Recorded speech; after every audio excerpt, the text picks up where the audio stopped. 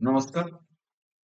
বায়োম্যানিয়া by Sukanta sir এই YouTube প্ল্যাটফর্মের আরো একটা ইন্টারেস্টিং পরিবেশের টপিক নিয়ে আমি সুকান্ত হাজির।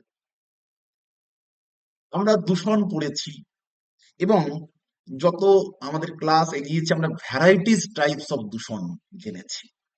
আমরা দূষণ বলতে যেগুলোর সঙ্গে অভ্যস্ত এতদিন ধরে, অর্থাৎ জল, বায়ু, মাটি, সেগুলোর বাইরে এসেও যে কত রকম দূষণ হয় আমি আমার বিগত ডিসকাশন গুলোই করেছি। আজকে এরকমই আরো একটা ডিসকাশন, সলিড ওয়েস্ট।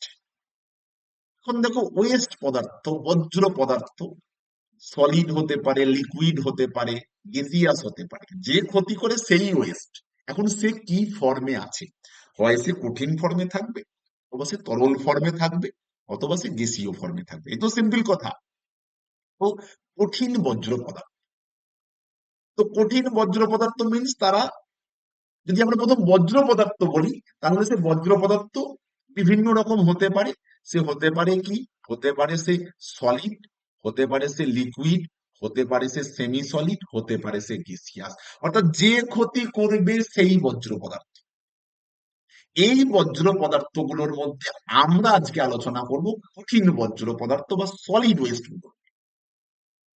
এবার এই যে কঠিন বজ্র পদার্থ, এই কঠিন বজ্র পদার্থের মধ্যে কিছু বজ্র পদার্থ আছে যারা পরিবেশে থাকতে থাকতে পরিবেশের সঙ্গে মিশে যায়, মোদ্দা কথা তারা বায়োডিগ্রেডেবল বা জৈব ভঙ্গুর বজ্র পদার্থ। আবার এমন কিছু বজ্র পদার্থ আছে যেগুলো মাটিতে দীর্ঘদিন পড়ে থাকার পরেও মাটিতে মিশে যায় না, অপরিবর্তিত অবস্থায় থেকে যায়। তারা নন বায়োডিগ্রেডেবল বজ্র পদার্থ। তাহলে কি কি আছে বললাম? বায়োডিগ্রেডেবল বা জৈব ভঙ্গুর, আর নন বায়োডিগ্রেডেবল বা জৈব অভঙ্গুর বজ্র পদার্থ।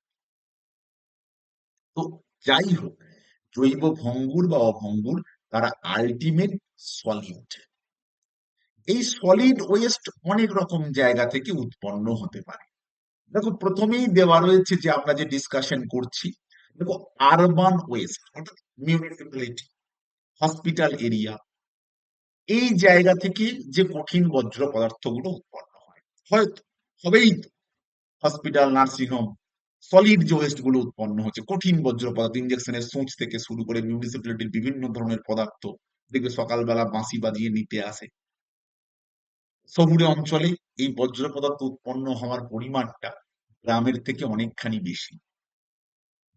আবার এসে ইন্ডাস্ট্রি, সেই ইন্ডাস্ট্রি এলাকার যে সমস্ত দূষিত পদার্থগুলো উৎপন্ন হয়, এবং ইন্ডাস্ট্রি এলাকায় যে সমস্ত বজ্র পদার্থগুলো উৎপন্ন হয়, সেটা হতে পারে বিভিন্ন মেটাল, বিভিন্ন কলকারখানা থেকে নির্গত হওয়া বিভিন্ন বজ্র পদার্থ।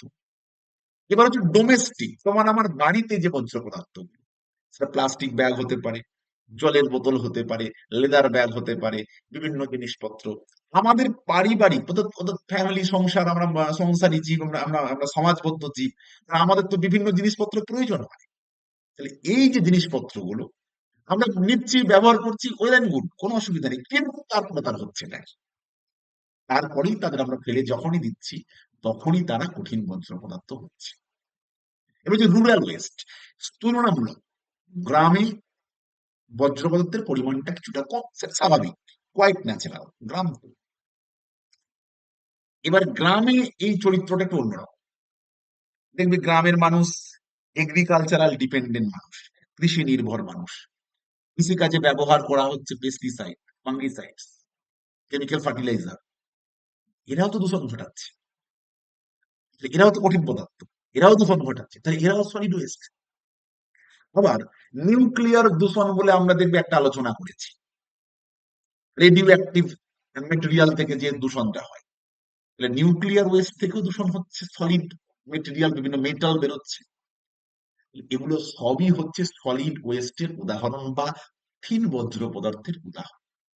এবং আমরা আজকের দিনে দাঁড়িয়ে কি বলতে পারবো যে কঠিন বজ্র পদার্থ আমাদের উৎপন্ন আর হবে না? না, বলা যাবে না। কঠিন বজ্র পদার্থ কিন্তু উৎপন্ন হবেই। তার কারণ কি, সমাজ সভ্যতায় আমরা যত এগিয়েছি, আমাদের যে জীবন, যে যে তোমার জীবনের যে স্টেজ গুলোর মধ্যে দিয়ে আমরা পেরিয়েছি, এবং আমরা যে একটা এখন যে জীবনটা লিড করছি, সেখানে এগুলো উৎপন্ন হবেই। কোনোভাবেই এগুলো উৎপন্ন থামানো যাবে না। তাহলে এগুলো যদি উৎপন্ন হয়, এরা তো পরিবেশে সংকট দূষণ করবেই। তাহলে আমরা এখান থেকে মুক্তি পাবো কি করে? তাই আমাদের 2016 সালে সরকার এই সলিড ওয়েস্ট ম্যানেজমেন্ট অ্যাক্ট তৈরি করে, যে how to control the solid waste generate from the different source, যে বিভিন্ন জায়গা থেকে যে সমস্ত কঠিন বজ্র পদার্থগুলো উৎপন্ন হয়, তাদেরকে কন্ট্রোল করার কি উপায়? বলছে কখনো এক জায়গায় জমা করে ওপেন ড্যাম, জমা করে ঢাকা ল্যান্ডফিল, স্যানিটারি ল্যান্ডফিল, কখনো এখন দেখবে একটা জিনিস করা হয়, জৈব ভঙ্গুর এবং জৈব অভঙ্গুর বজ্র পদার্থগুলোকে পৃথক করা হয়। ওই যে ভার্মি কম্পোস্টিং, কম্পোস্টিং সার তৈরি করা। অর্থাৎ চেষ্টা করা হচ্ছে যাতে করে এই 3R পলিসির দ্বারা বা 3R পদ্ধতির দ্বারা কি করা যায়, এই বজ্র পদার্থগুলোকে পুনরায় ব্যবহারের উপযুক্ত করা হয়। কারণ এই সলিড ওয়েস্ট গুলো থেকে এই ব্যবহার উপযোগী করা ছাড়া কিন্তু আর কোনো রাস্তা নেই। সরকার 2016 সালে তাই এই সলিড ওয়েস্ট ম্যানেজমেন্ট অ্যাক্টটা তৈরি করেছেন। কিসের জন্য তৈরি করেছেন সলিড ওয়েস্ট ম্যানেজমেন্ট অ্যাক্ট? যে এই সলিড ওয়েস্ট থেকে আমরা কিভাবে বেরিয়ে আসতে পারবো। আমরা পুরোপুরি ব্যবহারটা হয়তো বন্ধ করতে পারবো না, কিন্তু কিছুটা হলেও রেহাইয়ের রাস্তাটাকে আমাদের খুঁজে বার করতে হবে।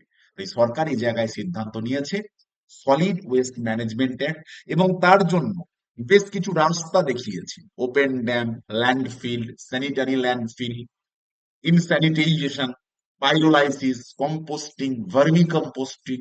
এই সমস্ত রাস্তাগুলোর মাধ্যমে সরকার কিভাবে এই কঠিন বজ্র পদার্থকে ব্যবস্থাপনা করা যায়, বা এই কঠিন বজ্র পদার্থগুলোকে তুলনামূলক কম ক্ষতি করে তাদেরকে পুনরায় ব্যবহারের উপযুক্ত করার মাধ্যমে হতে পারে, তাদেরকে রিসাইকেল করে অন্য কিছু তৈরি করার মাধ্যমে হতে পারে, যাতে করে দূষণটা একটু কমানো যায়, তার চেষ্টা করেছে। তাই সলিড ওয়েস্ট ম্যানেজমেন্ট, সলিড ওয়েস্টের সোর্স এবং সলিড ওয়েস্ট ম্যানেজমেন্ট অ্যাক্ট অত্যন্ত গুরুত্বপূর্ণ একটা জায়গা।